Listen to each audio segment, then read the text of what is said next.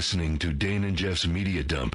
Normally, I'd say these assholes are the perfect excuse for birth control, but some jackass paid me a lot of cash, so hail to the kings, baby.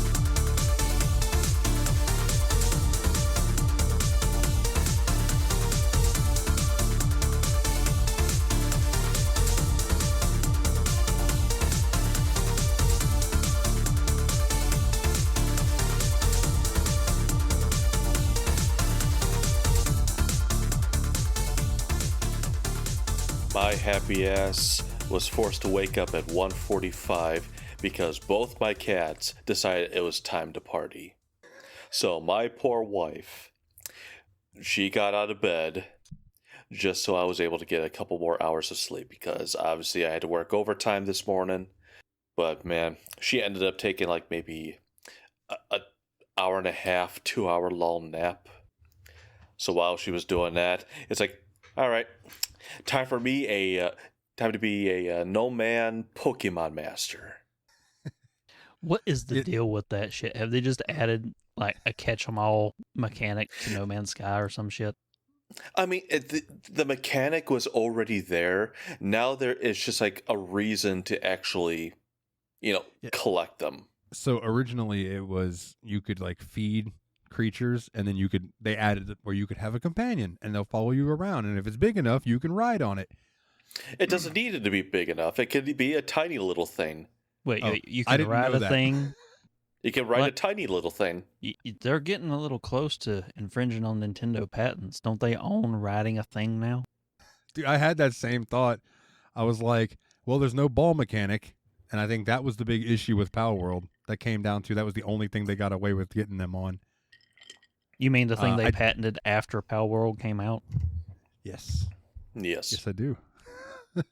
That whole thing with Pokemon Company and Nintendo, like they're fucking ruthless with it. And that's why I will always, when I see one on Steam, buy a Pokemon-like game, because I support people who want to try to do something different with it, because obviously the Pokemon Company hasn't done much to deviate from what they know, you know what I mean? And Nexamon is a great example of something that they took the essence of Pokemon and then made it their own, put in their own humor, and then like gave a bunch of quality of life shit that's just better. So I don't know. I think Pokemon Company should stop being dicks and like learn from their competitors and maybe make their games better.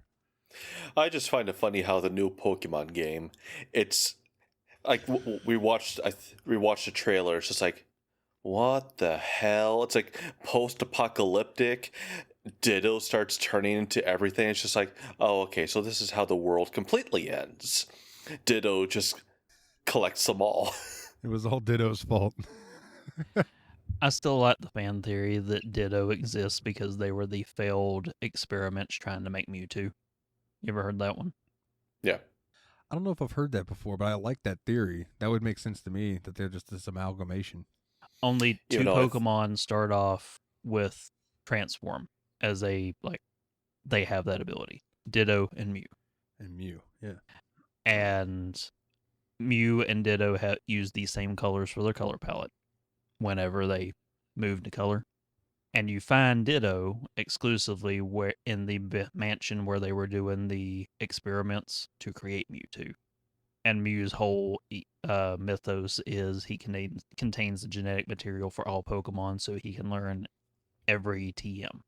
So any TM in the game, you can do that. But it was just a case of they crammed him in there because they had the empty space, but they didn't have space to be like, well, he can only learn these moves. So he just has a default can learn everything because that took up less space to fill up what was left on the cart. Huh. I did not know that. But that makes total sense to me. That Ditto would be a failed experiment. To explain the eyes. They just couldn't get the eyes right. I was also the only asshole at my school who had Mew when we were kids. And yeah, I told everyone that I got him underneath the truck. Of course. Because that was the only theory at the time. Just like, listen to Tadpog, it's just like, you can get General Leo Yeah. you can Final revive Fantasy. General Leo. I remember playing Gold and Silver. I guess it was Gold at the time, but it was that that era, and hearing about the missing no, and I was like, That was blue and red and blue. was it red and blue? Where you got the little, Yeah. or it was the It- okay, so So yeah, it you was got to the- you got to talk to the old man in Viridian City, something about coffee, and then you have to travel to Cinnabar Island, and then you travel the east side of the island using surf until you get Missing No.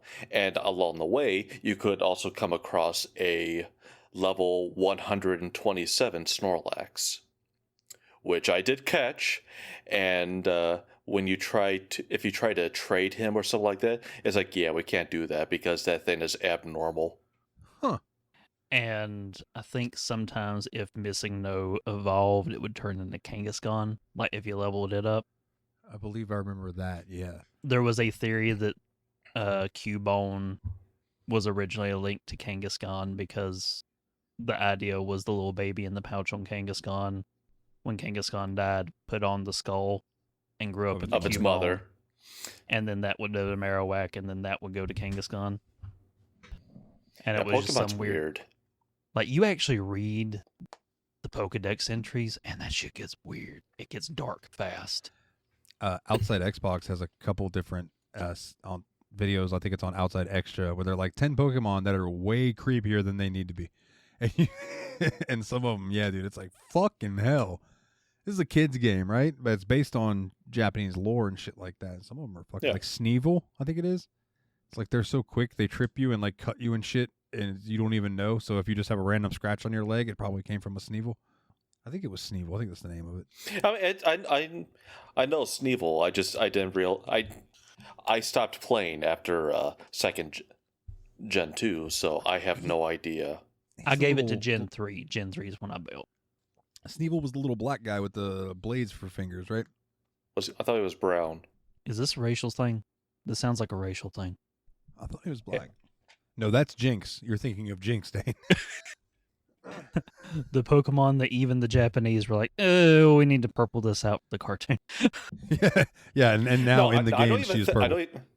I don't even. Well, they were also the same. That's just like with the Ocarina of Time. They were using, I believe, Muslim prayer during the as background music for the Fire Temple, and when they realized it, it's like, okay, we better change it. So like, it's only the first release of the cartridge that has the original soundbite. Yeah, the gold card. I actually went out of my way to get a hold of that because they also changed the symbol on the blocks because it was like a crescent and star. That was a Muslim thing. And Ganon bled red whenever you killed him at the end. So they're like, oh, no, we can't have real blood. Make it green, make it green. Cartoon that balance up. What was it, Carmageddon? They turned all the humans into zombies and made the blood green? For the 64 version, yes. Which I've played. And apparently everyone says is a shit version. I'm just like, well, I didn't know any better at the time. So I was like, okay, I thought this was decent. Or, topic appropriate, the SNES version of Mortal Kombat where the blood got turned into like, I always thought it was sand, but I've heard it was supposed to be sweat. Sweat, yeah. But it looks like sand. You can call it what you want to call it. We know what was going on. Rip a fucking dude's head off. God damn, he sure is sweating a lot. So everyone is made of sand. You think that would be Clay Fighter? It's like that the thing from 40-Year-Old Virgin where he's trying to describe what he thinks boobs feel like. Just like big old bags of sand in your hand. And I love boobs. Have you ever touched a woman?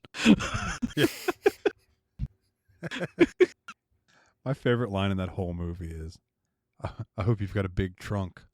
I'm going to put my bike in it. And he's being totally serious. She's like, oh, shit. It's like, fucking A. And kudos to Steve Carell for actually getting his chest waxed in that scene. Like, Do it for That craft. is the one thing that I really remember about that movie was that scene. Yeah. And apparently Barbra Streisand! the women on set were like, do you want us to like, shave you down before we put this on you so it's not actually ripping all of this hair out? He's like, no, that kind of defeats the purpose. I think Seth Rogen, or not Seth Rogen. Yeah. Seth. For a second, I thought I said Joe Rogan's name. Not wrong, Oh. Rogan. But Seth Rogen's like, no, you don't understand.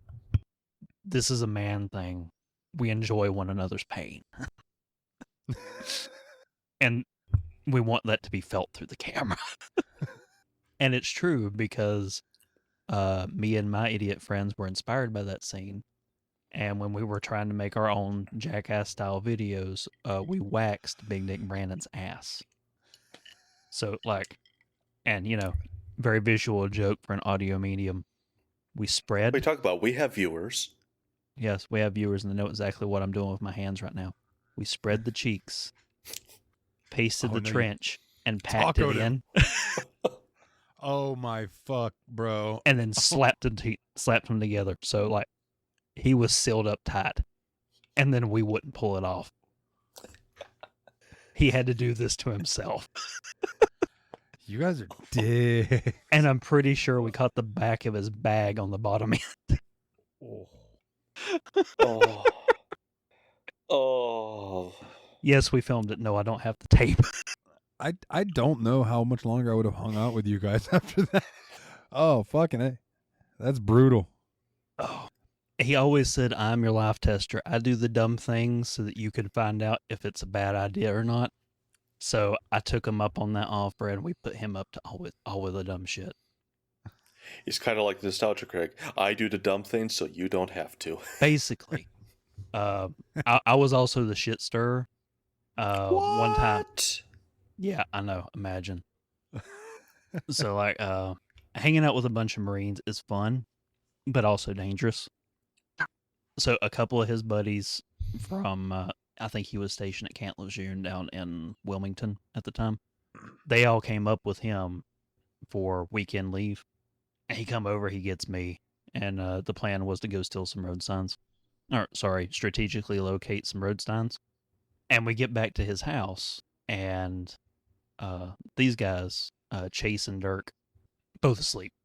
And we walk in, and Brandon's like, shit, we got to wake these guys up. I was like, it would be a shame if this Sharpie that I just happened to have in my pocket wound up touching someone's face. He yanks the Sharpie out of my hand, runs over to Dirk, and he's over there, writes Dane's bitch over his eyebrow, and is in the process of coloring in a BBC aimed straight for the corner of his mouth when the squeaking wakes up the other guy on the other couch. He's like, Dunn, what are you doing? Dunn spins around. You shut the fuck up right now. Don't you dare wake him up and ruin this for me. Spins back around. Gets it colored in. And then his mom walks in, Brandon's mom, just as Dirk wakes up. Dirk sits up. He's like, big dick hit through here. Dane's bitch right there. Turns around, looks at Brandon's mom and is like, oh, hey, Mrs. Dunn. And she's like, oh my God. She sees it on his face. Oh my God, Dirk, what? And we're like, no, don't. Just signing, like, no, don't say anything. She's like, it's been so long since I got to see you. And she leans down and hugs him, and he's just happy hanging out in her big fake boobs. And she looks at us and mouths the words, what the fuck did you do? And Dirk gets up, walks down the hallway, goes into the bathroom. Me and Brandon look at one another and start the countdown. 3, 2, 1. The bathroom door kicks open. Dirk storms out, sets his eyes on me. 20 foot away, pulls his fist back like he's going to punch me and starts running. And like a true friend, I step out of the way and let him plow headfirst into Brandon. Beautiful. Who goes full-blown ninja, flips him over a table, then helps him up. He's like, dude, you fell asleep. What did you expect to happen? He storms out, sits outside, pissed off. And Brandon's like, I would just wait until I fell asleep and then cover my entire face in, except leave a big white penis. I mean, that's what I would do. Then everyone got along and went and stole road signs. Fucking, I remember being like 14, 15, hanging out with my buddy Emmett and his older brother and his friends, and we were partying. Probably a little younger than I should have been. Had a few drinks, had a few smoky smokes. Passed out. Woke up the next day. Emmett looks at me and goes, "We should probably head back to my house." Because we were at his brother's friend's house who lived across the farm, basically. And, okay, so we go back over to his house. We walk inside. We're sitting down, just chilling. And Emmett's dad comes walking in and he goes, "Morning, boys." And he looks, "Dalton, you should probably go wash your face off." And I'm looking at him, and I looked at Emmett, and Emmett can no longer hold it in. He's just got this big shit-eating grin on his face. And I was like, dude. And I go in the bathroom, and there's just this big dick, like, on my face. And then there's, like, lines drawn above my eyebrows, like these big, long, black lines that make it look like I have these big, bushy fucking eyebrows. They have all kinds of shit all over me. And, dude, it took me, like, 10 minutes to scrub all that shit off. Damn it, man. Pro tip, alcohol gets Sharpie off a lot easier. Alcohol. I'll remember that next time. If it ever happens to me again in my old age. Well, speaking of big dicks on your face, welcome to Dane and Jeff's Media Dump. I'm your host, Mr. Illidan Puzzles Esquire, Mr. Puzzles short name for shorter. With me, as always, we named the show after him. Huge set pair of balls. They're not drawn on. He's a grumpy duck, Mr. Grumpy Jeff. Jeff, how you doing, man? They might not be drawn on, but they are coconuts. I've got a lovely bunch of coconuts. Diddly-dee. And there they are, standing in my Throat. dick. Sitting in my scrot. And speaking of getting cocoa nuts, getting high with his mom earlier, you'll hear her in the stinger, the steam machine. Dalton, how you doing, man? I am just all right, but I'm here, which makes things better. Not all right. I'm not all right. I wish I was all right. I'm just all right. I'm not even an all right. It's just all right. Shit's been wild the past couple weeks at work. And well, then you got to pump those numbers up. Those are rookie numbers. Those are rookie all rights. I fucking agree. I need my endorphins to rise with the all rights. So just quickly run through it. I had a manager quit. Talked about that on the other show, I believe. Woke up today, or was it? Yeah, it was today. Woke up today. My manager, Tony, put in his week's notice. Fuck, man. I'm like, all right. So then I go in today, and Jin seemed a little stressed, who is one of my other managers, which I can understand. And yeah, it's there's a whole bunch of shit up in the air there at the moment. It's fucking stressful. I can feel it in my neck. Well, it's retail. What the hell do you think? And that's the thing, no. Of course, it's ruined by your boss. Yeah, my area manager. Like my managers manager. are pretty much, but the area manager so far has sucked.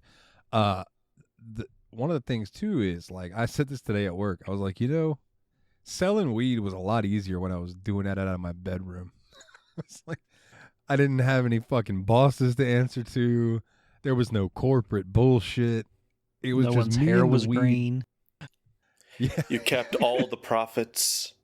I made a lot more money. Yeah, but Who would have saw this happening? Weed becoming an issue. becoming big corporation. It costs more and I make less money. This is bullshit. So that's why you need to get into the meth game, like Walter White. I thought you were going to say like the dudes who live at the end of my road. They blew up. I mean, there is a risk involved, but if there's one thing we learned, Walter White, he turned out okay. It's not often. But every now and then you'll be outside around here and you'll just hear in the distance. You're like, well, that's probably a meth lab just blew up somewhere. The thing is, you've always heard around in my parts the occasional explosion. It used to be the cops found a still so they blew it up because this moonshine country, Yeah.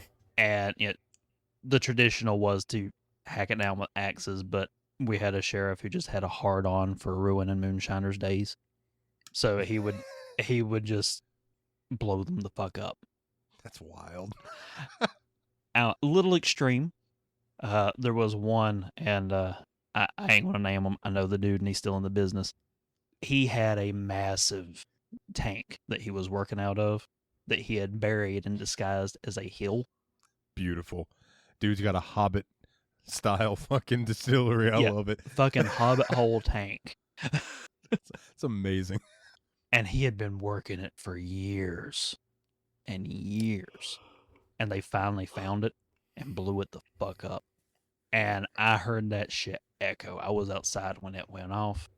I'm like, what the fuck was that? And yeah, asking around, they found his damn still and fucked it up. But since then, most of our guys around here have gone legal.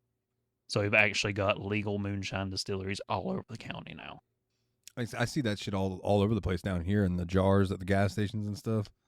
The moonshine and the different flavors and things like that. The moonshine cherries. Yeah. But legally, I think about legal moonshine can't be over 100 proof though, which to me is just missing the point. Isn't Everclear like 90% alcohol? Everclear, I think, was 95 by volume, so it was 190 proof. Yeah, I remember having some. It was called Grande Absinthe, and it was 190 proof absinthe. And listen, it wasn't the kind. Pardon me. It wasn't the kind that was going to make you hallucinate, but it was the kind that had me so drunk that me and my buddy Caleb were outside, and we were holding on to the grass so we didn't fall off the fucking earth because it was spinning so fast. I'm assuming the European version of absinthe has some added ingredients. Wormwood. There you go. Yeah, it's got wormwood in it. And a lot of the ones sold here, you're not allowed to have wormwood. Well, I say a lot of them. All of them sold here, you're not allowed to have wormwood in it legally. I think the workaround for a long time was they were legally able to sell kits. But I'm pretty sure in 50 states it's illegal to distill spirits at home. Yeah. But I think a legal workaround that has been making the rounds on TikTok is making your own beer of something or wine, and then freezing it and draining off what doesn't freeze. So I'm assuming there is a difference, but you said alcohol can't have wormwood, correct? Well, no, I said I don't think here in America they can sell it with wormwood in it. I could be wrong. It might have changed. Well, then why is it that the Chicago-based alcohol Malort is made from wormwood? Interesting. That might have not been the hallucinogen then. I'll have to look that up because I know that it's got wormwood in it. And if you've never had absinthe, if you've ever had Jaeger, absinthe tastes like Jaeger on steroids. Isn't Jaeger the European version of Jaeger? Theoretically, doesn't it supposed to have like deer blood or something in it, which is a hallucinogenic? I think that was the original thing back in the day, was that they would put deer blood in it because it stands for, I think Jägermeister is Master Hunter. Yeah. Yeah. Fat Electrician's got a video on the history of the company, which the dude was just he bought the Jägermeister distillery and plant and then started pushing it really hard in America. And then he decided that he wanted to get into the vodka business, so he looked at the competition, which was, I think Bacardi was the big one. He's like, I want to do vodka. What does our bottles look like? Short and fat? All right, I want to make it tall and skinny. What do they sell it based on? It's been distilled 7 times. All right, we're going to say ours is so good we only had to distill it once. We're going to have it distilled in Cognac, France, so we can put cognac on the bottle. And we want to have it filtered over champagne soapstone from Champagne, France. Does nothing, but now we can put champagne on the bottle. What do they charge? $15 a bottle? Double it. And that's how you make Grey Goose. That's fucking amazing. Quickly though, I just learned something, and then we can all learn something. absinthe does not actually cause hallucinations. The legend stems from a 19th century misconception. High alcohol content, 55 to 75% alcohol, and trace amounts of, now I might pronounce this wrong, thujone, Thujone. Modern research, though, shows that you would die of alcohol poisoning before consuming enough thujone to hallucinate. So, methinks that people were just getting absolutely fucking snockered on some absinthe and just thought they were seeing shit, but really they were just drunker than a skunk. That's what it sounds like. And, you know, Dane, talking about, like, I always think about, like, from you in the Carolinas up to, like, where Nate and Willie are at with Tennessee and Kentucky. Anytime I hear the song Copperhead Road, like, I think of y'all in those areas just singing about moonshining and growing weed out in the sticks. We don't sing about moonshine. We don't sing on sacred subjects. You want to sing? You can go to church and sing about God. We ain't singing about the moonshine. All our songs are about inbreeding. The other half of the culture.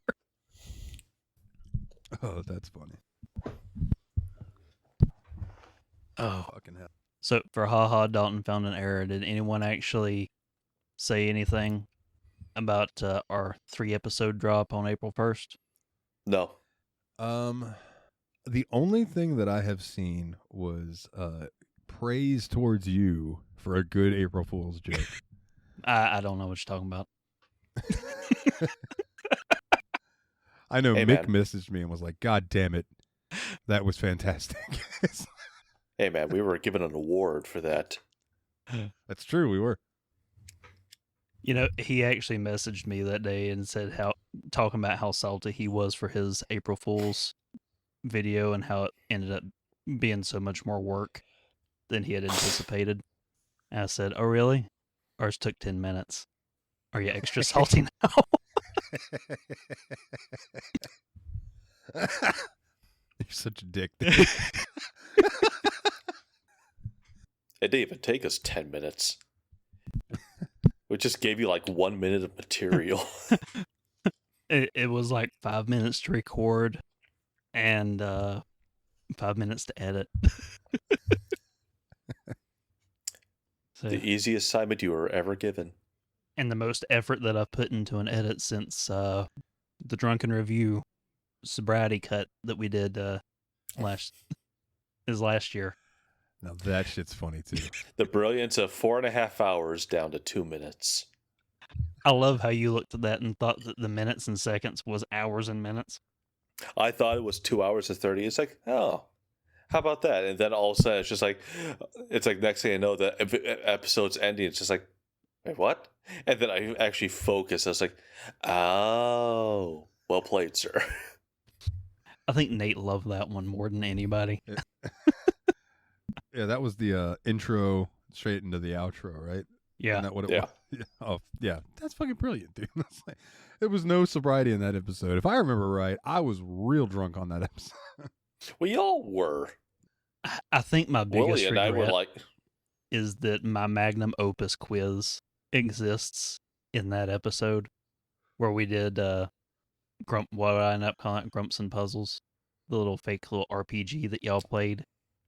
Oh, yeah. Okay. I have vague memories of this. It was themed after a visual novel or series of visual novels, as many tests that y'all had to do. That was my magnum opus. I've not been able to come up with something that tops it yet. And I don't think it could have ended better with Willie dead, critical successing himself back into existence. Naked and afraid. I don't know.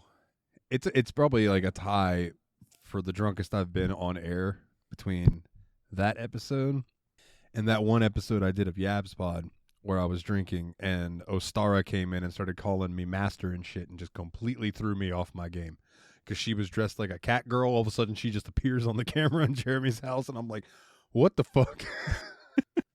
And I remember though, even as drunk as I was, I just remember being like, you're going to get me into trouble with Megan. Like, stop fucking stop. But no, Megan thought it was hilarious. I could hear you squirm in your chair. It was fucking hilarious. I was like, man, I'm glad I didn't say anything back. That's all I got to say. It's like I was fucking drunk. So what I'm Certainly hearing the is drunk- no errors. No errors. Nope. No errors. Once again, we're professionals. Quickly about some bourbon though, real quick. I made a honey bourbon glaze the other night for this pork loin that I made. I had never done that before. Bro, that shit's delicious. I might try it next time with some maple syrup. Do a maple bourbon glaze. Speaking of bourbon, I need a refill. Go for it. All right, now that he's gone, I can tell you my secret recipe. Yeah. So, my wife does not like chili the way I normally make it. She hates beans and peppers and onions. It's not everything that makes chili chili. Yeah. But I came up with one that she absolutely loves. I get a roast. I slice it super, super thin against the grain and then into strips. Cook it in a pan. And just as it's starting to get some color, I pour a whole bottle of Jack Daniels in there. Are you talking lit- little bottle? Yeah, Big the little bottle? ones, not the big ones. Okay. Whole bottle. Set that shit on fire, get the alcohol out real quick, and use that as my base for chili. Oh, okay. Toast my own chili peppers, grind them up into a paste, make the chili with that. Loves it. Just in time for him to put his headset back on. There we I'm go. gonna keep that in the back pocket. What do you insulted me? Oh, no, you were gone, so I told him my secret recipe for the only chili that I make that my wife will eat. If you want a recipe, you're going to have to actually listen to the episode. Oh, man. Dad's giving me homework again. Idiot. Idiot. Oh, Gosh. so are we ready to talk Mortal Kombat? Ready. Fight. Fatality. Round 1. Fight. Well, that was a fun episode. What are we talking about next in a couple weeks? I didn't get to say test your might yet. Test your might. Dude, Flawless victory. I will say, it kind of made me sad to see Carrie Hiroyuki. Like, it's like, damn it, we just lost you. I was telling my mom about that because she had popped in to smoke a J while I was watching Mortal Kombat with Kana, and I was like, "Hey, he just died recently," and the whole internet was just flooded with "Your soul is mine." It's like he's done a bunch of different shit. Everyone loved him as Shang Tsung, to the point that I think it's Mortal Kombat 11. Shang Tsung is him in the game. And it's fucking Wasn't he awesome. also in Big Trouble in Little China? As well, the henchman? Was he? No, I'm gonna look. Yeah, let me. Oh, dude. The new Mortal Kombat movie comes out May 8th. Yes, he was. Oh, so this is almost timely. He was a Wing Kong swordsman, uncredited. This was his first role. How the fuck did you know that, Jeff? Because I'm on his Wikipedia. No. I mean, like, when you're like, wasn't he in Big Trouble in Little China? Because I believe when we talked about Big Trouble in Little China, I went through the cast. It was like, oh, that's the guy from Tremors. Man, Kurt Russell. Oh, that I know her. She's in Star Trek. Oh, Shane Sun. He's in this movie. I completely missed him. That's fair. I love forgot you this guys picture covered of that him. movie. Tell me that looks isn't so the face normal. of someone who says, I got a bigger dick than you. I was gonna say that's the face of a guy who gets ass. Yeah, and he knows it. Oh. He's been pulling Japanese trim for years. So are we prepared to do the mandatory internet article blurb? Are we? I'm down. All right. Let's do it. Courtesy of the moviedb.org as per usual. Mortal Kombat, 1995. Nothing in this world has prepared you for this. For 9 generations, an evil sorcerer has been victorious in hand-to-hand battle against his mortal enemies. If he wins a 10th Mortal Kombat tournament, desolation and evil will reign over the multiverse forever. To save Earth, 3 warriors must overcome seemingly insurmountable odds, their own inner demons, and superhuman foes. Directed by Paul W.S. Anderson. The guy who brought us Event Horizon. And also the man who gave us the music from Black Dog. Now, wasn't he also responsible for the fucking Resident Evil movies? Paul W.S. Anderson, yes. So what you're telling me is he's really good at making an action flick with good metal soundtracks that are just meh movies. I love them. I love the Resident Evil movies as well, even though I will admit I enjoy them. they I could know have called nothing those. about. I think it's because I know nothing about the games, or I strike that. I don't care to know enough about the games. I was gonna say, it's that movie's almost like they wrote 3/4 of it and then were like, who should the big bad be? Oh, I know. I played Resident Evil recently, man. It would be cool if we made it Umbrella. And they were like, oh, yeah. And then they just shoehorned in Resident Evil stuff. Because other than that, that could have been a generic zombie movie. At least the second the Resident naked Evil movie. Mila Jovovich. Oh, that's the best part. You get full bush in the first one, and then you get tits in the second one. It's great. No, you see your tits in the first one. I know, but in the second one, you only get boobs. So I'm just pointing that out. You get full bush in the first one. Not the bush, inside the bush. And let me just say, it was full bush, but no Dick Cheney, if you catch what I'm saying there. I did not like the Resident Evil movies at all, and it was because of her. The Mary Sue OC, and this ties into something I was talking about before the episode. They fucked up the Resident Evil movies the same way they fucked up the new Mortal Kombat. Let's take all the stuff from the games that people love, and now let's create a new OC who's overpowered in some way and stick them in the middle of it and make it all about them. That sounds about right.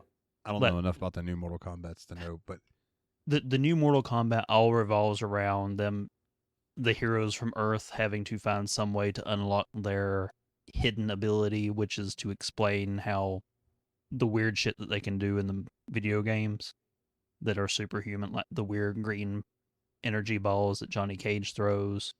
Yeah. The weird shit that Kung Lao can do with his fucking hat. Stuff like that. And so they go ahead. The hidden power that the OC they make for the new Mortal Kombat movie, who's supposed to be a descendant of Scorpion, is literally plot armor. When he sprouts his power, it is a sheet of impenetrable armor that no one can damage through. They literally give him plot armor as his special ability. That's interesting. The only thing close to that I can think of in the game is the opposite. There is a move that you can do as Noob Saibot where he throws this black cloud, and it's just like an ice ball would do. But when it hits the other person, they begin flashing back and forth between white and black, and they're surrounded by the cloud, and they can't damage you. So they can run up and throw punches, and it just misses you, and you can just proceed to beat the shit out of them. You know why he's miming the lore reason why he's doing the kind of move looks like throwing the ice ball, right? Yes, because Noob Saibot is the original. His name just went right out of my head. But Sub-Zero, even the Sub-Zero that we know now is actually his brother. Yeah. All that lore was in the last Mortal Kombat game I played, and I wish I could fucking remember what Sub-Zero's actual name is. They explained it pretty well in Annihilation. I killed you. No, that was my brother. That was my brother. Oh, thank you. That's all I needed. The costume department spent way more money on his outfit than mine. Actually, since we're on the topic, that was probably the most boring fight in that movie. The Sub-Zero fight. It's not even really a fight. Like, he just ices homeboy when he throws a kick at him. Beyond. Also, that is the most boring music. I couldn't even pick out the theme. It's just like, yeah, this section sucks. Yeah, I'll looking at all the bands. I don't know what would have been playing during that part. I don't remember, but yeah, Sub-Zero's. I don't know. It's almost like he cameoed in this because I feel like you don't see him much after that. Well, no, because he's dead. Right. Who kills him though? I don't remember. I know Scorpion kills him. Lou does. Or are we talking about the new movies? No. I'm talking about Mortal Kombat. Maybe I just went and took a piss and I don't remember this scene. Lou kills him with the he throws a bucket of water at him, the element which brings life. Yes. The element that brings life. Water. Did you see the fight between Lou and Katana on the beach? Yes. Immediately after that, while they're fighting, she's giving him the hints and cheat codes that he'll need to be able to win the fight with Sub-Zero.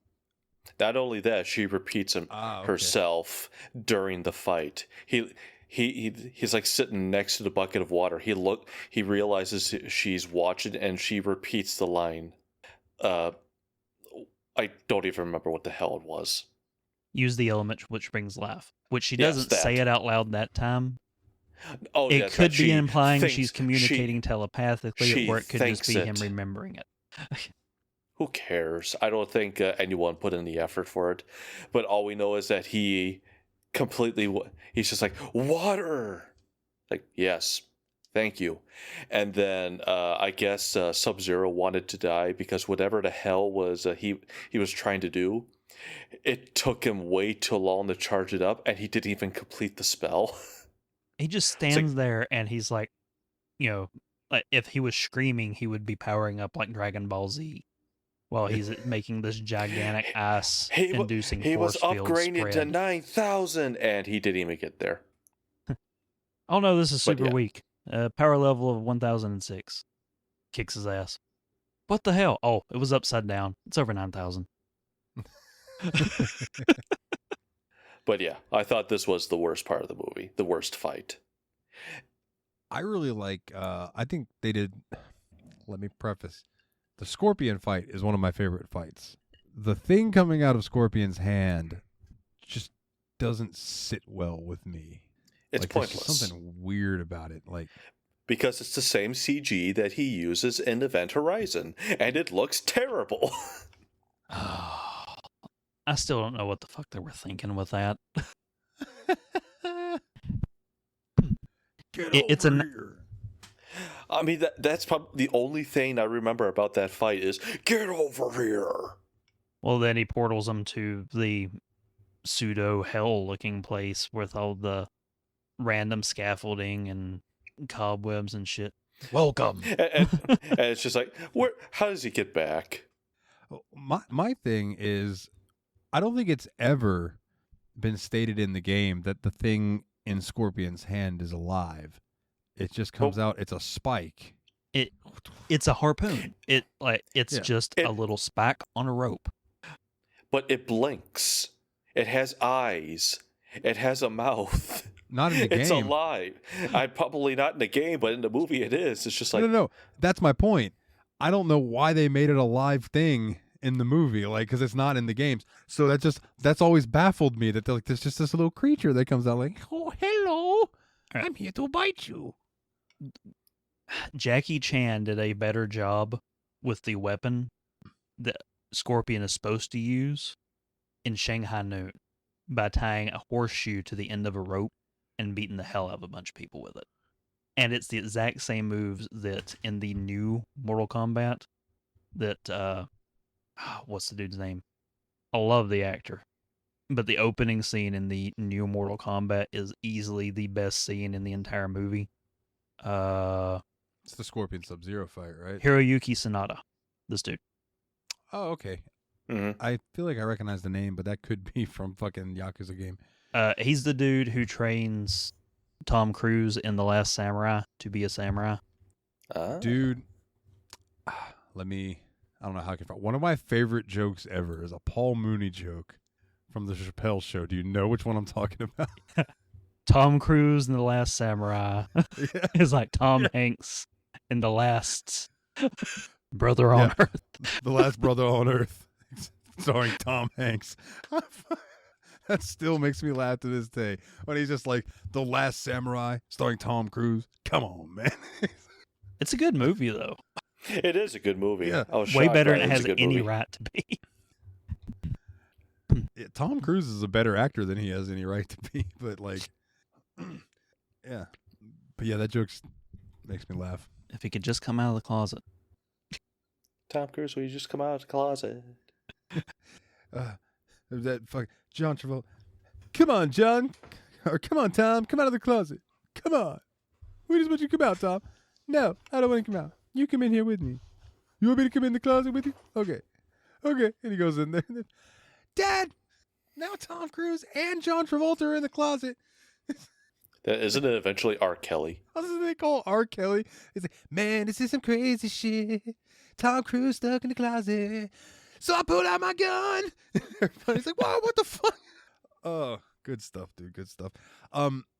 So in my head, two things I misconstrued about this movie over the years. Yes, you do. Yes, good. One, I firmly remembered the reptile fight being an Annihilation. I was wrong. I thought the reptile fight happens and then Sindel shows up and screams, and that whole scene happens. But doesn't Raiden fight a couple of reptiles? Yeah, I think there's like multiple reptiles in Annihilation. Because That you might be hear what I'm that, thinking of you then. hear that screech it makes. It's like, oh, reptiles in it, but it's an entirely different music. The reason I think the reptile fight is the best in this movie is because the reptile theme, I think it kicks all the asses. It does. I love that theme. And I talked to y'all about this in our chat. I bought the Mortal Kombat soundtrack twice as a child because my mom took us to watch it in the movie theater at the mall back when we had a mall here. God, you remember malls? I do. I still have still 3. around. I've still got 3 within driving distance, but they're all like an hour away. But at the time we had our own mall, and then they cut half of it up and gave it to Lowe's Hardware for their call center. And we had the small mall, and then everything in there shut down. And they just took over the whole mall. So now our old mall is the Lowe's corporate call center. But we went and we watched Mortal Kombat at the mall, and me and my brother come out doing ninja moves like you do. Because I was like 8 at the time, so my brother would have been 5.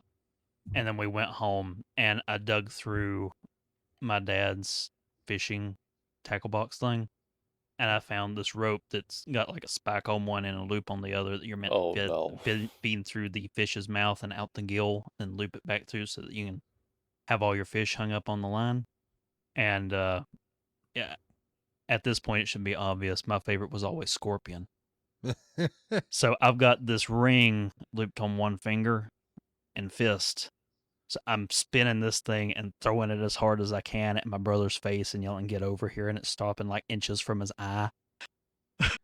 Jesus Christ, dang. But then we went and bought the cassette for the soundtrack, and I wore that thing the fuck out. And then my mom finally bought a CD player because I'm that old, and I rebought the soundtrack. And Control was Reptile's theme. That was the one that I listened to the most. I fucking love that song. That is by Tracy Lord. Quick sidebar. What was the first movie you remember seeing in theaters? Ooh. This is going to be weird because I don't think this was the first movie, but you're saying first movie I have memories of, right? You have memories of seeing in theaters. Now, I'm sure there's one before this, but the first movie I remember seeing in theaters was Casper. Oh, fantastic movie. It's a good movie. A lot hornier than I remembered. Yeah. I know the first one I was taken to see was The Little Mermaid, but I was 2. I don't really remember it. Well, yeah. If you have memories of it, then what the hell are you doing? It's like you're supposed to be smarter than you are. It's like, what the hell are you doing hanging out with us? But yeah, Casper came out in 95. I would have been like 7.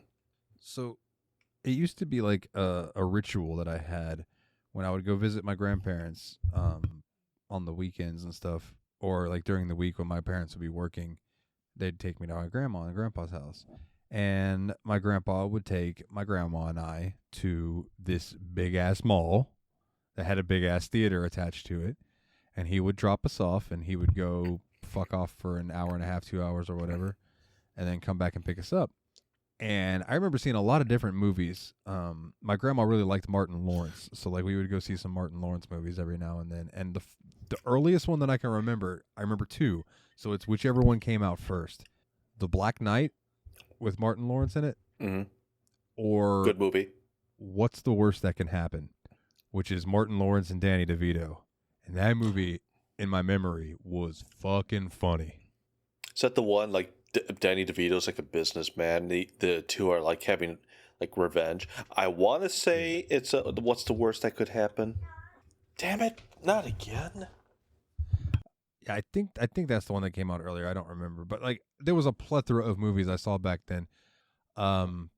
Could have been Pokemon 2000. I saw that in theaters. I remember seeing that because I got the little Mew card from it.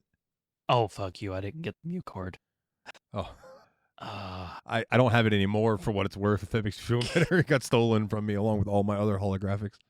Mortal Kombat might be the oldest movie I distinctly remember watching.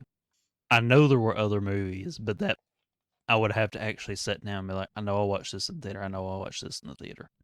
Because the theater at the there was a second little theater that would do these like shitty random ass matinees where it would be like a double feature of like not quite hour long cartoon films. Okay. So I know that there was like a He-Man, Bugs Bunny type double feature they did one time that would probably predated it, but I couldn't tell you exactly what they were. Shit like that. And we went to that a whole lot, and then we would go eat pizza. Would you consider Mortal Kombat a movie that you saw before the age you should have? No, because I would have been the same age as my daughter is now when that movie came out, and I would have no problem with her watching Mortal Kombat with me. Okay. But I also let her watch Five Nights at Freddy's last year, or maybe the year before. Is the year before when it came out. So I might not be the best judge. In my head, I remember like I saw RoboCop way before I should have. Oh yeah, I was 5 or younger the first time I watched RoboCop. Okay, there you go. Well, I was 5 or younger when I saw Revenge of the Nerds. Sorry, once again, I had to clean up after my cat. Oh, poor kitty. I remember looking. I think I've said this before, but I'm gonna say it again. I remember looking at my dad and being like, "Why is that guy putting sugar on that lady's chest?" And then just burying his face. My dad's like, he just really likes sugar, and I was like, "Oh, okay." It's now as an sugar, adult, son. Now I know it was booger sugar that he was putting on her titties. Also hilarious, like actors you don't think, TV dads you don't think have played ridiculous roles. Red, being the bad guy in RoboCop, he's Red Foreman from That 70s Show. Another one that I was going to bring up earlier and forgot when we were having a whole different conversation. The dad from Boy Meets World. I don't remember the actor's name, but the dad from Boy Meets World, William Russ, is the dad in the flashback in American History X. Hold on. Actually, wait. Did I just name Mr. Feeney? Oh, shit. You might have. But the dad from Boy Meets World is the flashback dad in American History X. And what a different character than Alan. No, I was right. William Russ. William Daniels is Mr. Feeney. I'm trying to Google this. Daniels. Boy Meets World, not Boy Meets MILF. That's a totally different film. Yeah. Boy Meets MILF's going to bring up a whole other kind of show. So that's how Corey and Topanga. That's behind the scenes stuff. The stuff that we didn't see in the show. Yeah. You know, funny enough, there were 2 episodes of Boy Meets World that I never saw growing up because I watched them on Disney Channel. And there were 2 episodes that were banned from airing on Disney that had to do with underage drinking and premarital sex on prom night. Scandalous. Gasp. Scandalous. When I learned about those 2 episodes, Roseanne, not Boy Meets World. Oh, yeah, Roseanne was great too. But I remember learning about those 2 banned episodes, and that's how I first learned that Boy Meets World wasn't a Disney show. It was just syndicated onto Disney. It was, I think, ABC. I think it was on its first run. I TGIF. had no idea. TGIF. I had no idea, dog. I was a Disney and Nickelodeon kid. I wasn't watching ABC. Well, that's what happens when we're like 7 years older than you. I know it's only 5. This is fair. This is fair. I am the young one of here. And while Mick might be the elder statesman of the server, technically I am the oldest on this, and I feel it sometimes. Just those mild variances between our childhoods and what we grew up watching at various ages. So did you guys come up with your final answers while I was gone?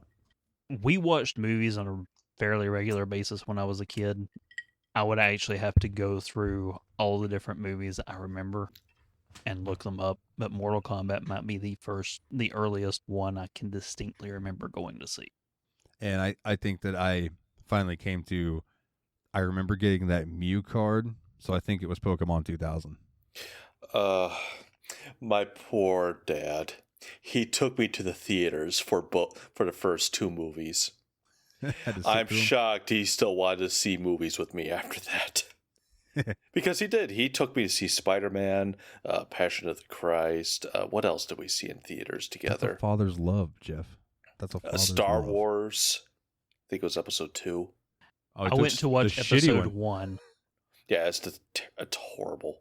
And I was just so excited. I'm like, hey, I get to watch a Star Wars movie, and then Jurassic Park 3 I saw in theaters with him.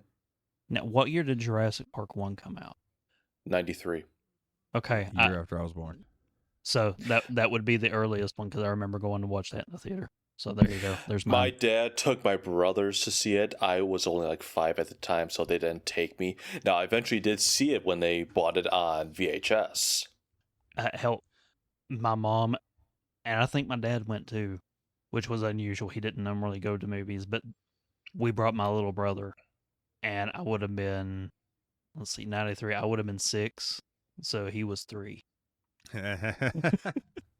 Oh, I bet your mom had a long night that night.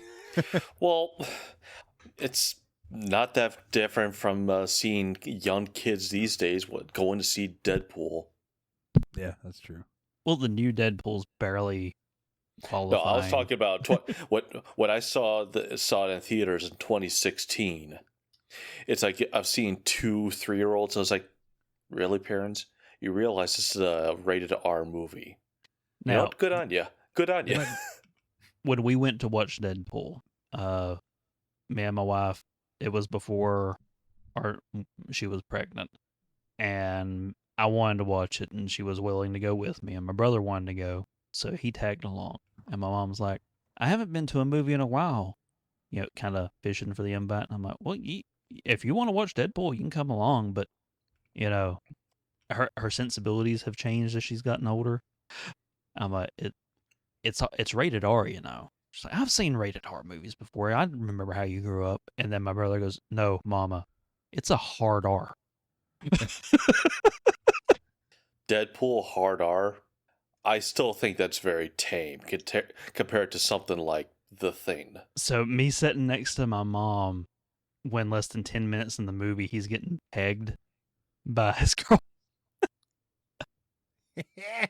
And I just lean over to my mom and I'm like, still happy you came with us? And I hear my brother go, hard R, Mama, hard R. To steer the ship slightly, before I forget, I do want to bring up the Immortals, because they lived up to that name, because they will forever live in people's minds, because they are the ones behind the Mortal Kombat theme, Techno Syndrome. And Kana told me that she saw someone live. It was a DJ that DJ'd the Mortal Kombat theme live. And Kana said it was really cool to hear an entire arena go, Mortal Kombat, along with the song. And dude, they could play that at sports games and shit, along with all those other little dumb songs that they play. And everyone in the crowd would be shouting that shit. Everyone knows that song. It's iconic. So much so that I remember getting upset that it wasn't in the video games. Right? It's like, bro, where's that banging theme? Now, actually, this is a question I wanted to ask you guys, because we all watched it. The first thing we hear during the credits is, I'm not going to, Mortal Kombat. I'm not doing it. Someone has to be sensible around here. And also, my wife's trying to sleep. I don't want to wake her up. That's fair. You get a pass. You get the wife pass. But now, if you just skip the intro, go right into the movie, does that excitement, is it still there, or do you feel that song hypes you up for the rest of the movie? It does. Yes. Undoubtedly. Yes, 100%. That song sets the tone and the feel and gets you ready for some fucking Mortal Kombat. And then you get what you get. And it is what it's kind of like when someone we really all agree this is a bad movie.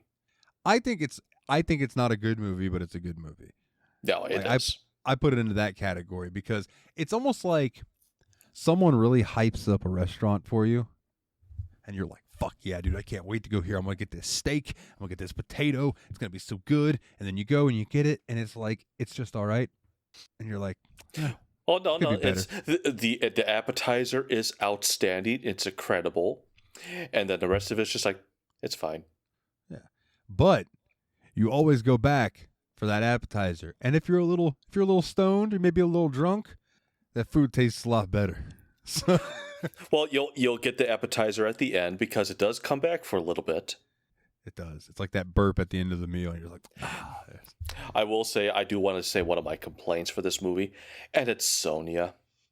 Because she is supposed to be a special forces, like this badass militaristic soldier. And we see it, for most part throughout the movie. She kills Kano. I mean, she kills several people with a gun. That's why I made the joke. Is like, man, that concert was so awesome. No one flinched. And here she is. It's like, all right, I'm gonna kill you. It's like, ow, let go of my hair. Ow, ah! Like, wow, way to lose it at the end, Sonya. You suck. First and foremost, sir, that is Miss Veronica Vaughn, and she is one hot piece of ace. Yes. And two, she's very so hot. powerful. I wanted to touch the hiney. I also would love to touch her hiney, even now. I do want to say though, and yes, she also has a nice rack. The scene where she snaps Kano's neck is fucking hilarious to me. When he's like, "Come on, sweetheart, give me a break." She goes, "Okay," bam, and snaps his neck. I'm like, it's funny. I put that along the same lines of you've heard of the terrible Philips CDI Zelda games, right? Yeah.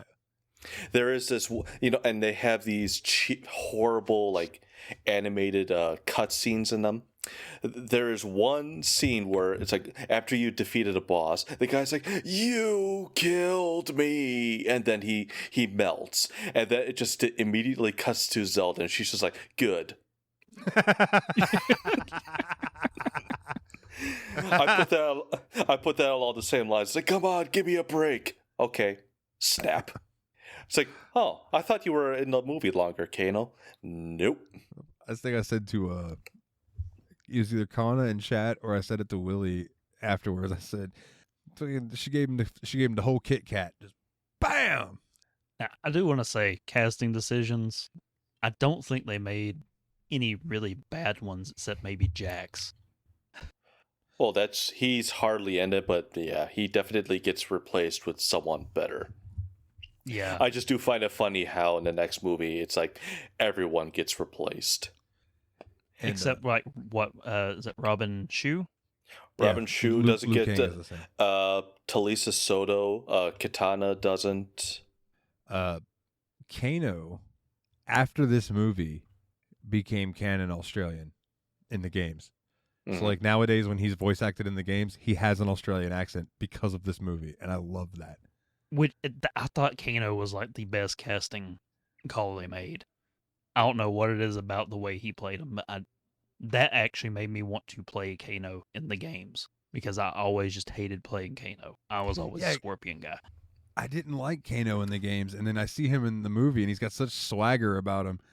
And I don't know about y'all, but that thing in his face made me uncomfortable. The way it looked, like the makeup on it and everything, it just made me. It gave me my skin. How does it work? How does it work? Evil. Kano, how does it's Mortal he work? Kombat. It's not magnets. You don't need an explanation. I think it's Christopher Lambert's my favorite. And like when they're on the boat and he's like telling them, I can't remember the lead up to it, but then he does like the evil laugh that they. Sorry. Dude, Raiden, low-key, is the funniest character in this whole fucking movie. Definitely. Because he's great. He's just like, yep, I know the assignment. Now, Jeff, you particularly, I want to ask you this, because I know how much you think the CGI is shit between Scorpion's hand, Reptile. It's not good. I personally, I love it because it's just shitty, nostalgic CGI, but I admit that it's bad. I thought maybe other than his face, Goro held up pretty well for being the practical look of it. Well, because he's there. His voice was annoying. Like his fight scene where he's just like, "Arr, arr," I'm just like, I love whenever Johnny does the splits and punches him in the beanbag, which I can only assume Goro has 4 testicles. I mean, it makes sense. So, you know, or his testicles really are the size of coconuts. 4 balls, you don't walk. Well, no, but he eventually how he walked. holds with 2 arms and then the other 2 are just kind of flailing about. I love that scene. So, another thing that made me think of you guys, right? So, the scene where Johnny looks like he's like standing above the cave entrance and Goro's coming out of the cave, right? It's amazing to me that that is the same level of editing and CG that we saw in the final scene of Cube 2, like fucking 10, 15 years later, when that girl goes, huh, and jumps into that portal. It's like the same level of shit CG, but like 10 to 15 years beforehand. It's just incredible. But when he jumps down, and then Goro's just like hanging on. Oh, this is the part where you fall down. Which is a fun callback. It is. Let's go. Dude, where do you get these guys? God, Johnny Cage is great in this too. Yes, this movie also made me like Johnny. I don't know what other... I mean, I don't know what other stuff I've seen him in. The actor that played Johnny? Yeah, Lyndon Ashby. He's got one of those faces that I feel like I've seen him in other stuff, but I might just be remembering him as Johnny Cage. That's all. I'm looking at all his stuff. That's all I remember him from. He looks like he would play a cop. Apparently, he was in one of the Resident Evils. He's in Iron Man 3. Oh, yeah. Anaconda. The one I didn't see. Wait, is this the one? Which one is this? Yeah, that I didn't see that one. I'm sorry, Anaconda plural? They made a... Yes. Really? Anaconda's Trail of Blood. Huh, that series went deeper than I thought it did. Johnny, I remember in Annihilation, he gets killed pretty early on in the movie, doesn't he? Yeah. Less than a minute in. He gets his neck snapped. That's what I thought. He gets KO'd. Just not as sexy. So, I do love the whole "your soul is mine" thing, but when Liu Kang is fighting generic Jamaican guy A, and they're doing their thing, and he defeats him, there's no like finish him fatality or anything like that, which they do say in the movie sometimes, finish him, and this is great. But the moment where he just walks over to him and he says, "Your soul is mine," or whatever, and he just holds his hand out, and the guy just like arches his body upwards, and then just flops. Yeah, to the ground. awkward O face, and then they put a like blue filter over him. Yeah, and then they flash back to him, and he's just like gray, like they just like dusted him with powder, with baby powder. Sprinkle some crack on him. The cops will figure it out. Was that racially insensitive? I love watching Dalton's face. Yes, it was. But damn, that was It's like our bone tomahawk conversation. Is this racist? Is this racist? We've said troglodyte a lot. Is this racist? Because we're talking about cave dwellers. So you're saying that Jamaican guy was a troglodyte? No, Jeff, I'm not. We're saying crack is whack. Yeah, crack is whack. Crack is whack. You know, it's funny. That guy, he was a pretty big guy, very beefy guy. It's just like, wow, you were defeated very easily. Because you have to, there's a lot of slow motion in that fight. He was probably defeated in 20 seconds? Yeah. Real time. If you think about it, not a lot of the fights last very long. Well, they had to get a lot of them in the movie. Well, That's why I like the reptile fight, because that was actually like that was like the longest fight. It was like 3 minutes. And Like it that seems like Scorpion. that movie, that fight scene, it seems like that was something they added in after the fact because they realized, oh, wait, we need a little bit more. And I want to credit that to why the reptile CG was just so horrendous. Like, it was a last minute addition. I could be misremembering that little factoid, though. Also, this is coming from a YouTube comment, so grain of salt. That was also the same fight that Robin Shou broke his foot. So Ouch. one of the final kicks he does like that yell of his, that kicks with a broken foot. Ouch. So again, YouTube comment, grain of salt. You mean you found a YouTube comment that wasn't just, pure anti Semitism from a 12-year-old? No, it's possible that this was a 13-year-old that did some research. So I don't know if I've mentioned this, and this might be why I construe both movies together. Because like for instance, I didn't remember at the end of this that there was like a direct like, yo, there will be a sequel to this because just Shao Kahn shows up and shit at the. I forgot about all that, right? The sequel bait, Yeah. where they did way better effects on what Shao Kahn could look like than what they delivered. Bruh. And then you got Temu Shao Kahn in Annihilation. Yeah. But It was like Billy Zane on steroids. But the guy who plays him, he's a pretty. I'm not going to say a popular or well-known actor, but he has done a lot of stuff. Brian Thompson. But also, by the way, I just want to get this joke in here. Lou's brother, he's such a hoe. Because that's his name, Stephen Ho.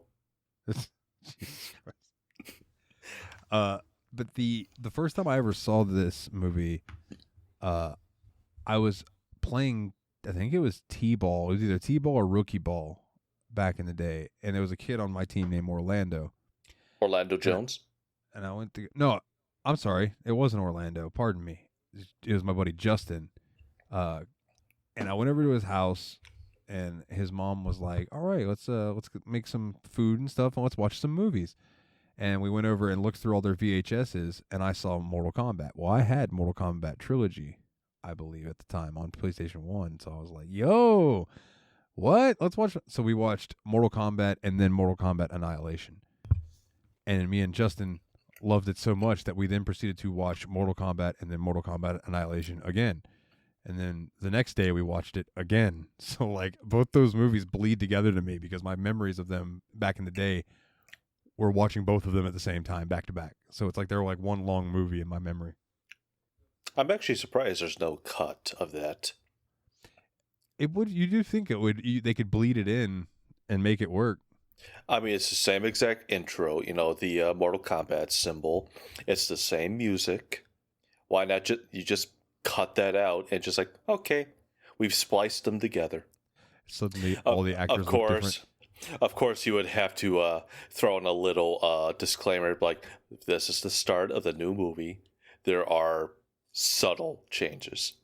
Subtle with the heaviest quotations. The heaviest of quotes. We forgot how to do green screen.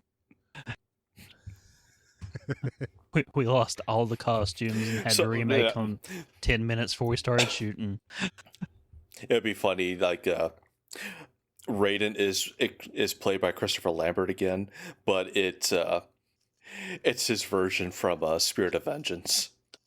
It's like, okay, with all the there's face tats. Exactly. It's like, okay, there's something amiss here, and yeah, I'm still in. Yeah. I'm trying to think of other things I wanted to bring. I know I would love to cover Annihilation at some point, and then even the newer ones, just because I'd like to watch them. Well, let's see. So We've talked about the something just music. occurred to me. Go ahead. So the whole arc for Liu is avenging his brother. Yes. I can only assume that the only reason Shang Tsung killed his brother was he knew he was going to be in the tournament and he was trying to get some sort of edge on him. But Liu's brother's name is Chan, right? Yes. Yeah. So his Chan name Kang. is Chan Kang. Or would it be Liu Chan? I don't know how. Well, it's an American franchise. I assume that they're having the Fair enough. surname as in the last name place. and everyone just calls Lou. Mhm. Like, Yeah, so yeah, Chen Kang. that's a dumb fucking name. It is. I'm just gonna say it.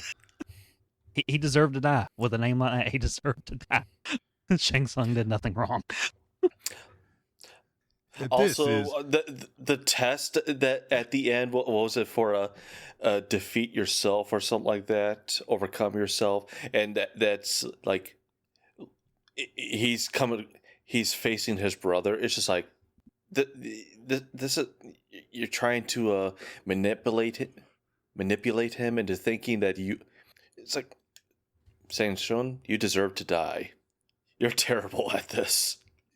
You bringing up Chan just sent my brain down a rabbit hole for a quick minute, and my brain went, I'm just gonna give you the reference and see if either of you get it. My brain went, he is Dr. Tran. How did you get in my house? Who are you? What are you doing here? Dude, there used to be this little Flash cartoon that was called Dr. Tran, and it was just about this little Asian guy lived alone in his house. And suddenly a voiceover would just start. It's like, Dr. Tran likes hickory smoked horse buttholes. No, I don't. Yes, he does.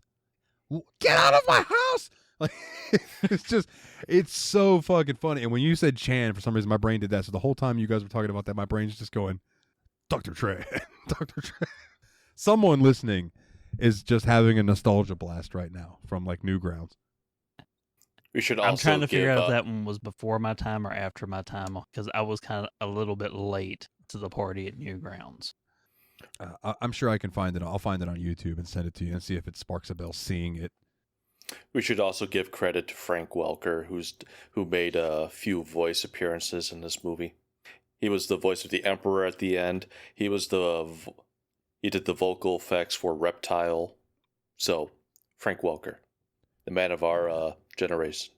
Shout out to Frank. Our parents had Michael Winslow. We had Frank Welker. We touched on the music some, but I gotta say, some of the standouts to me, because we did touch on this off air, but like, the soundtrack's got some slapping bands in it, dude. It's got KMFDM, we got Fear Factory, we got Typo Negative, fucking Napalm Death, and the Immortals, and Mother's Day Out. You brought up, Dane, that you enjoyed their stuff. Yeah, and I didn't know it at the time, but a future favorite artist of mine, Buckethead. Yeah, that's right. During the Goro fight.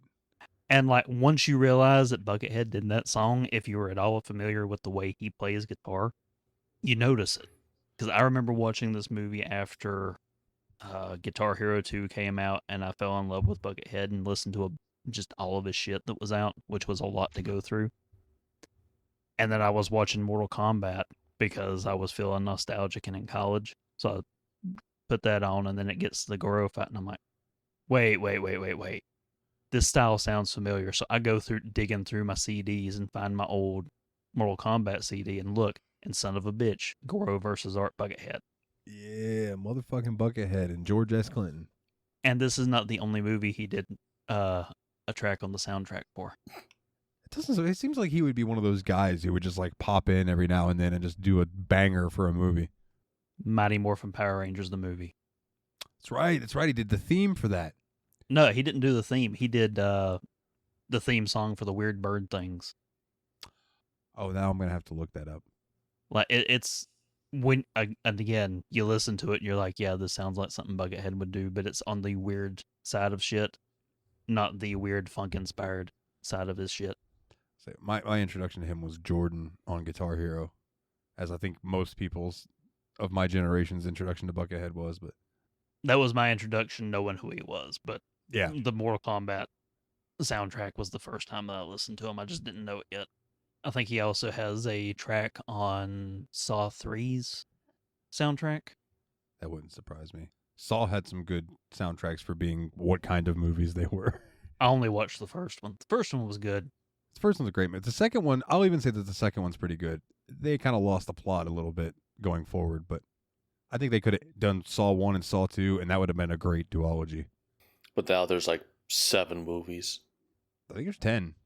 I Are might you be counting wrong. Spiral, the one with Chris Rock?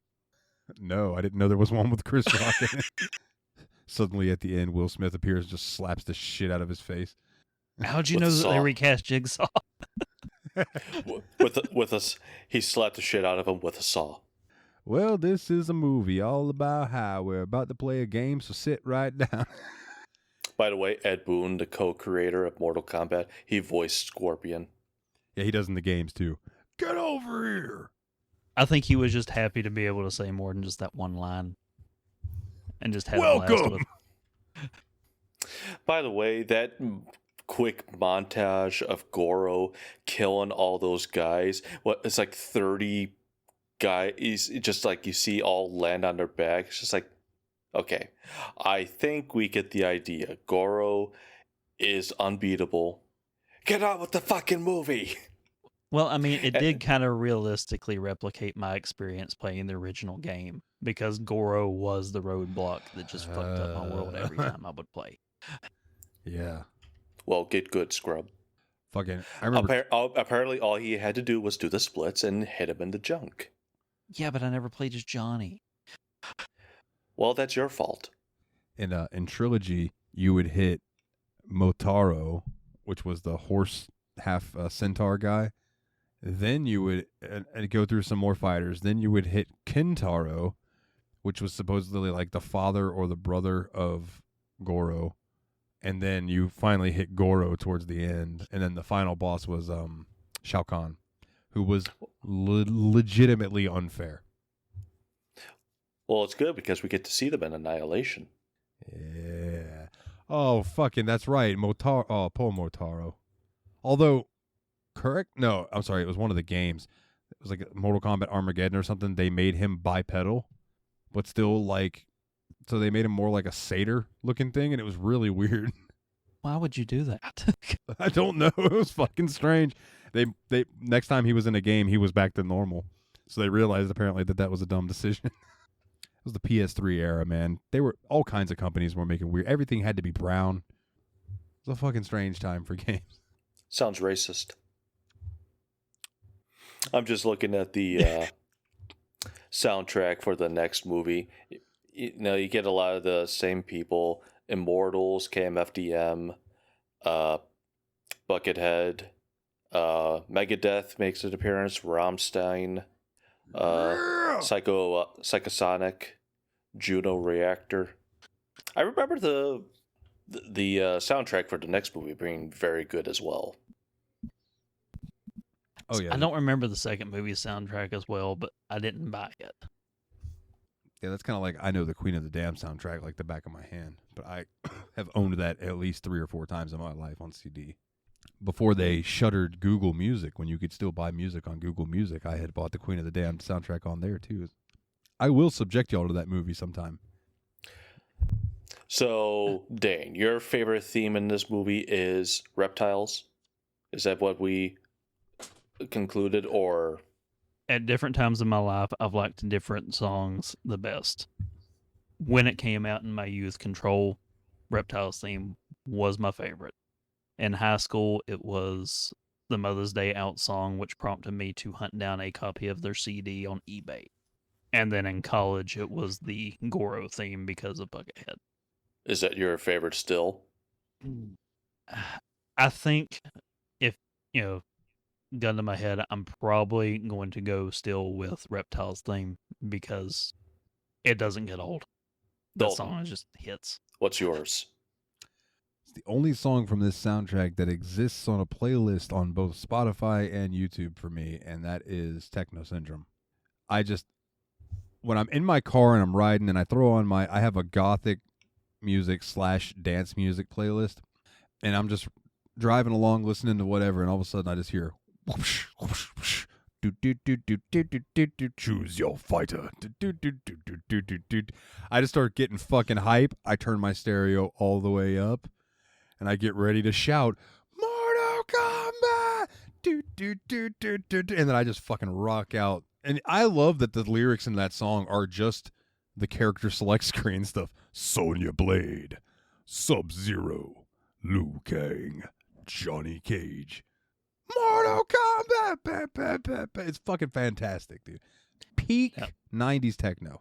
There's also a remix on the soundtrack where they splice in a bunch of lines taken from the movie.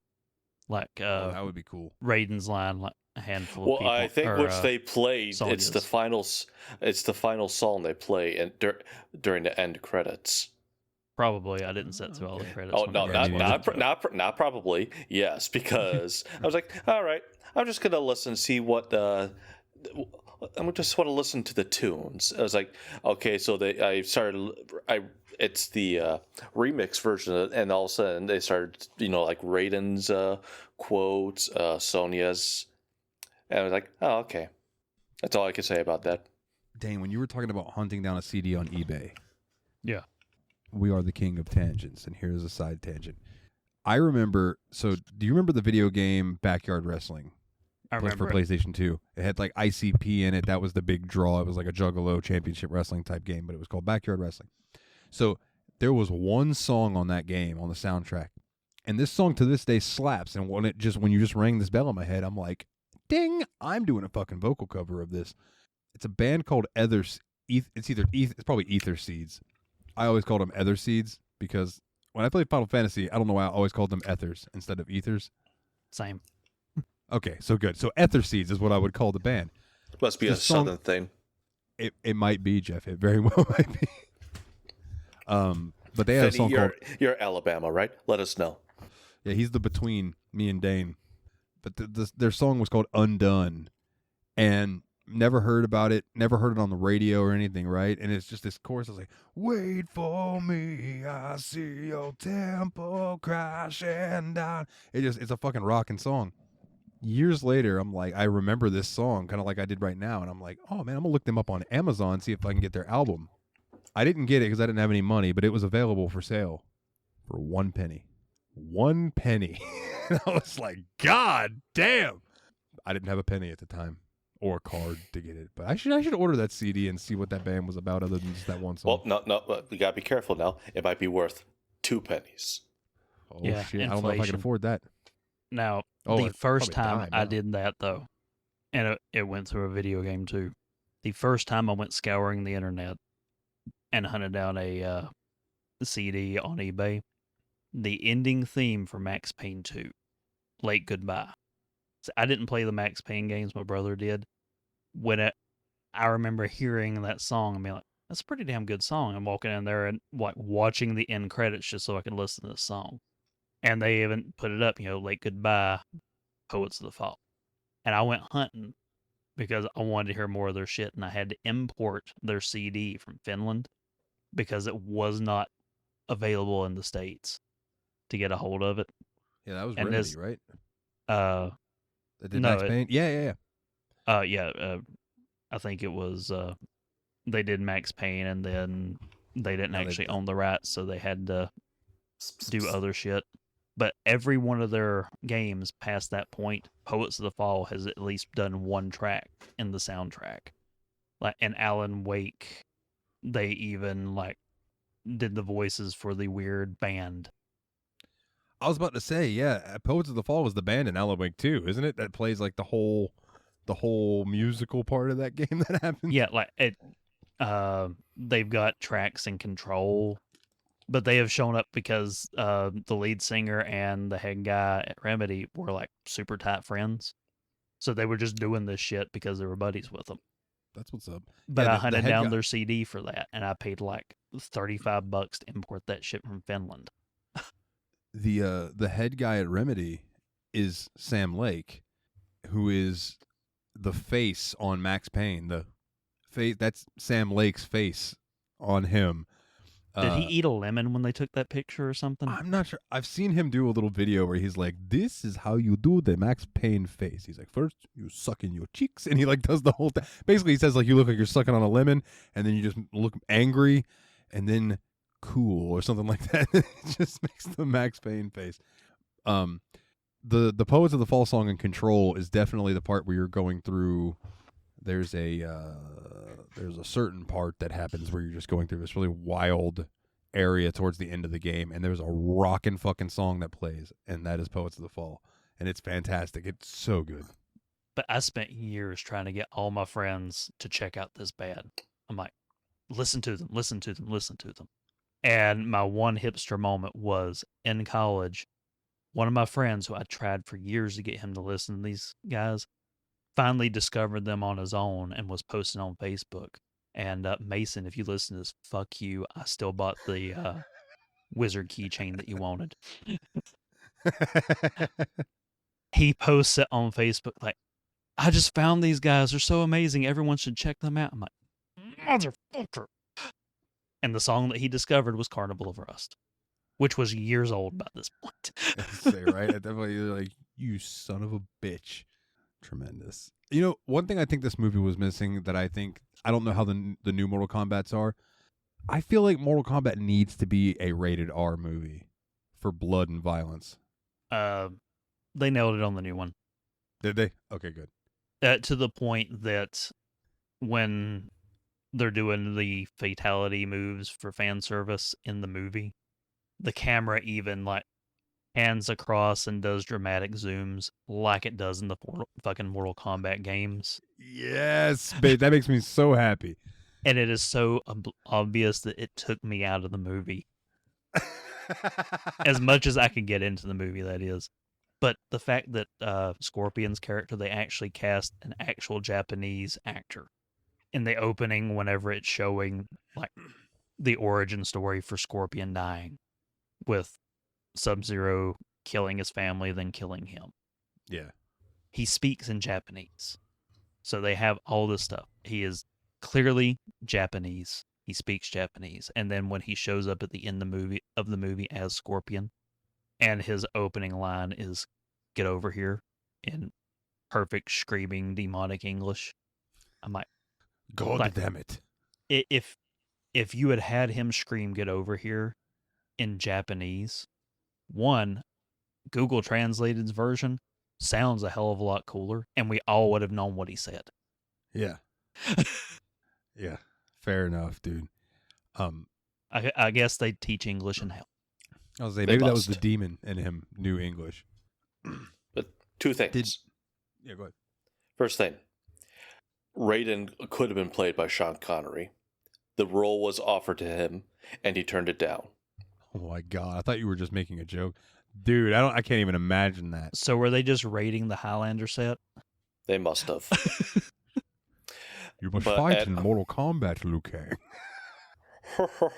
Sorry. Sonya Blade, you say? Second, Robin Shou. I don't even know if we're saying it correctly. Either way, I always think of him in Beverly Hills Ninja with Chris Farley. The real hero of the movie. Yep. I always mistook him in my memory for also playing in La Bamba, but that's a completely different actor. I already looked and made sure, and I was wrong. Did you guys ever see the YouTube series that like inspired the new movies? It's called Mortal Kombat Legacy. So I'll post it in the show chat and send it to you guys too, just so like if you want to check it out. This was a YouTube series that had better production than this movie that we just watched. And the first thing they ever put out, I could be wrong, it was the first thing I ever saw that they did, let me put it that way, was this fight scene. It's like 8 or 9 minutes long, if I remember right, between Sub-Zero and Scorpion in the middle of a forest, and is fucking awesome. The fight choreography and stuff is insane. And I feel like I remember hearing that the people who worked on those worked on the new movie because of how good the YouTube stuff was. I'll have to look into that because you've aroused my curiosity. I do remember on YouTube there being a video where they did, and they actually filmed both endings because they felt that both were plausible. Scorpion versus White Ranger. And they actually got Tommy. Oh, no shit. Yeah, this is before the tragedy, but they actually got Tommy for it. That brings it right back around to a conversation we were having. I was going to say Power Rangers is another thing that the theme gets you absolutely hyped and sets the mood for what you're about to watch. Doesn't matter how shitty the movie is going to be. When you're hearing that, go, go, Power Rangers, and there's that soaring guitar solo, like, that shit's rad. Just peak butt rock. Peak butt rock. This might be a hot take. I can listen to the intro to that theme, but the moment the singing starts, I stop listening. Is that what you do with my cover of it, you son of a bitch? No, I'm just kidding. Because I'm actually a little annoyed by the Go-Go Power Rangers. But the guitar intro, the build-up, is just like, man, that is... Arpeggios. That's fantastic. Yeah. Dude, actually, damn, I don't have my fucking guitar in here. It's a tap thing where you... Van Halen it. This is fucking... Yeah, this is not good for audio listeners, but for the viewers. You go like... You slide it up, you switch strings down here, and then you move it up again, and then you're doing another thing. But yeah, you're doing exactly. You're Van Halen in it, just tapping as fast as you fucking can. Jeff, have you ever heard the whole song, like not just the one they use in the show and the movie? So you've heard how corny the verses are. Yes. You've got the breaks in between the verses is arpeggio heaven. What he's talking about, where they're just like. And then they just keep singing. And I'm like, whoever was doing guitar on that was like, all right, time to show the fuck off. Just, it's like Strong Bad, Squeedly versus Meadly. Yeah. It was like an old Devin Townsend video where he was like, I didn't get laid very often in high school because while I played guitar, I had an obsession with playing fast.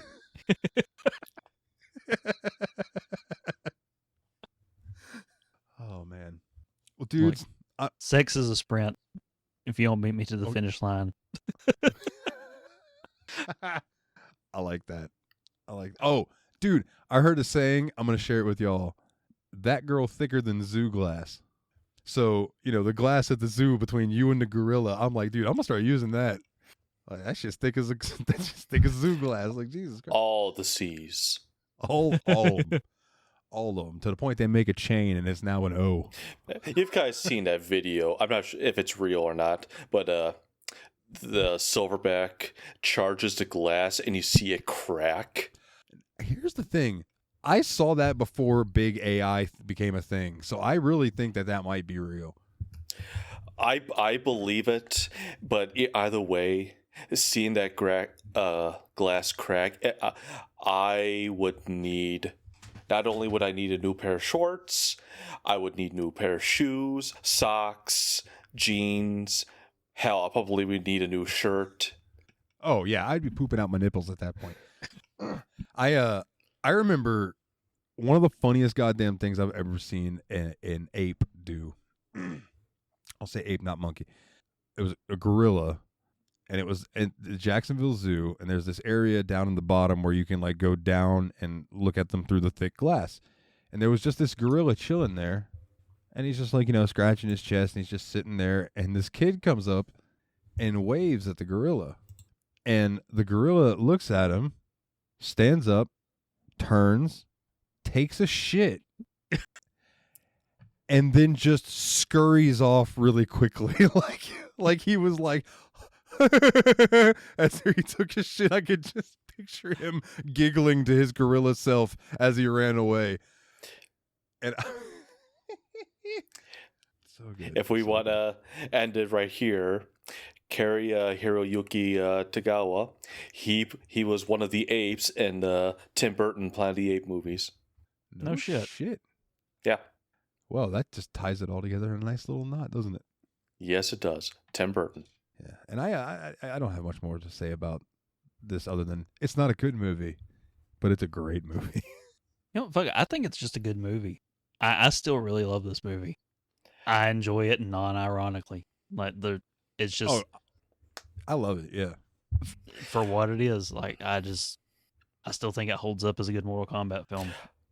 I'm the bad CGI. Now, I'm in the camp that this is not a good movie. Or it's not a good movie. It's not a good movie, but it is very entertaining. I still think it's one of the better video game movies adaptations. Top 3 adaptations of all time or at the time. At the time, it was number one. All time, top 3. Yeah, I'll agree with Dane on that because I know like Mario and Sonic have come out and they're really. But I still love the '93 Mario movie with Bob Hoskins. Shut your fucking mouth. That movie is not better than Mortal Kombat, Dane, or Jeff. I hated it then. I love it now. Oh no, Hey. it's a fantastic movie. The Goombas freak me out a little bit. They're a little weird, but I don't know. I personally like Mortal Kombat more, but I also have more nostalgia with you Mortal would rather Kombat. listen to Your Soul Is Mine versus Monkey. Yes. Dennis Hopper. Now, if they went through with their original ending where, like, reps from Nintendo bought the Mario Brothers story rights to explain why the movie was so fucking different from the games, I think it would have stuck the landing a little bit better. But, Yeah. There's a lot of production problems with that movie. and it's all down to the people they fucking hired to do it. Yep. You know who did do something like that, and I thought it was funny, I think it was one of the Trailer Park Boys movies. Ends with Julian, Ricky, and Bubbles meeting the actors that play them, and they're like, "Man, we really think that y'all would. We think this would be a good show. Like, we think that you guys like just following you around like we did for this movie. Like, I think it would be a great show."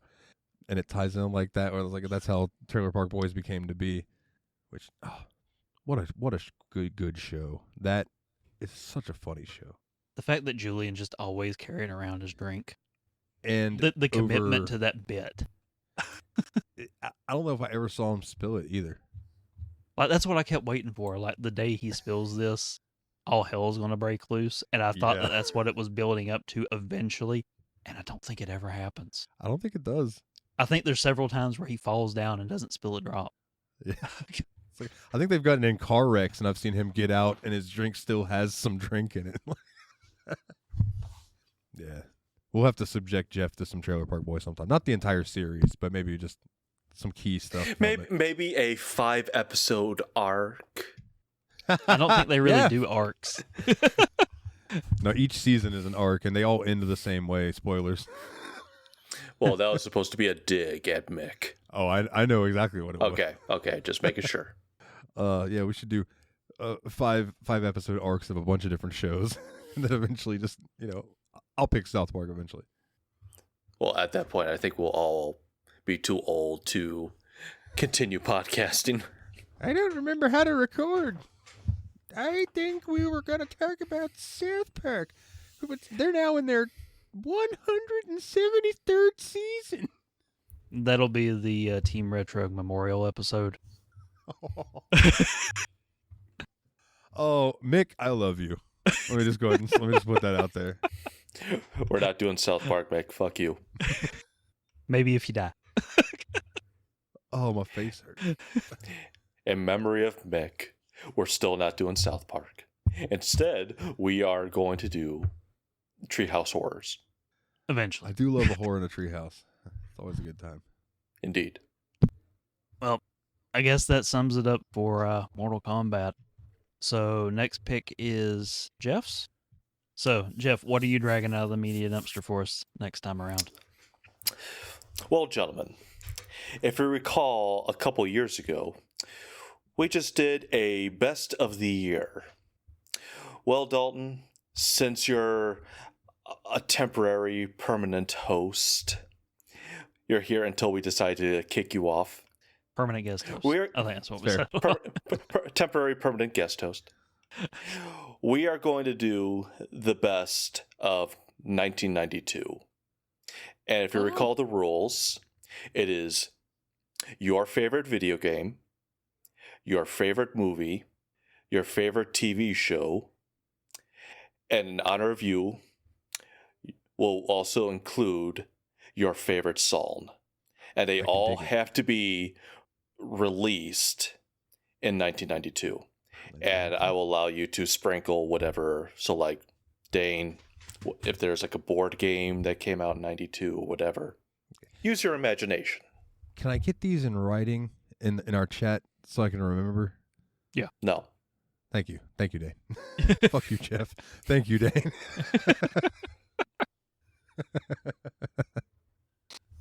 Okay, yeah, 1992. That's a good year. That was a good year. We'll the see. year I came into existence. I'll take The year you came. for the first time. Well, the year before, your dad definitely kid. Yes. Yes. Well, if you've made it this far, bless you. Don't know how you do it every time, but we'd still love you for it. I've been Mr. Puzzles. That's been Grumpy Jeff. He's been Steam Machine Dalton. You've been the audience. Jeff, do you have any lovely words you want to leave our wonderful, wonderful viewers with? Let me think. How about have a good night. Go fuck yourself, San Diego. Fatality. Those are $300 sunglasses, asshole. 500. 500. Bye. Retake. I was gonna say, take two. Who am I kidding? I'm not editing this shit. Oh. Fantastic.